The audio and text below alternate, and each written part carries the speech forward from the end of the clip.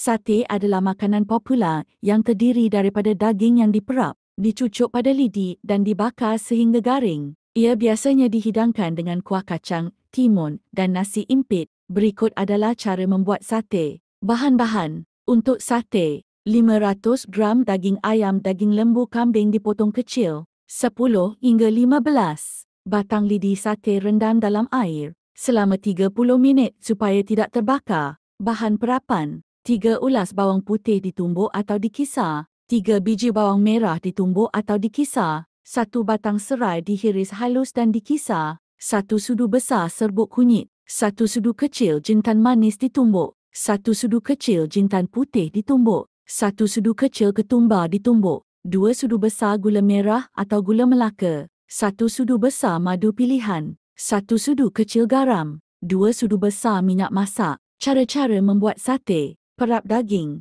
Campurkan semua bahan perapan dan lumurkan pada daging. Biarkan perap sekurang-kurangnya 3 jam atau lebih, baik semalaman dalam peti sejuk supaya perasa meresap. Cucuk daging pada lidi. Ambil lidi sate dan cucuk 3 hingga 4 ketul daging pada setiap satu. Jangan terlalu padat supaya sate masak sekata. Bakar sate. Gunakan pemanggang arang untuk rasa lebih sedap atau boleh guna kuali grill air fryer. Sapukan sedikit minyak masak pada sate supaya tidak melekat. Bakar sambil balik-balikkan sate setiap 2 hingga 3 minit. Sapu lebihan perapan pada sate untuk lebih rasa. Bakar hingga daging masak dan sedikit garing. Lebih kurang 10 hingga 15 minit. Cara membuat kuah kacang. Bahan-bahan. 200 gram kacang tanah digoreng tanpa minyak dan dikisar kasar. 3 ulas bawang putih, 3 biji bawang merah, 2 batang serai diketuk, 1 sudu besar cili kisar, 1 sudu besar gula merah gula Melaka,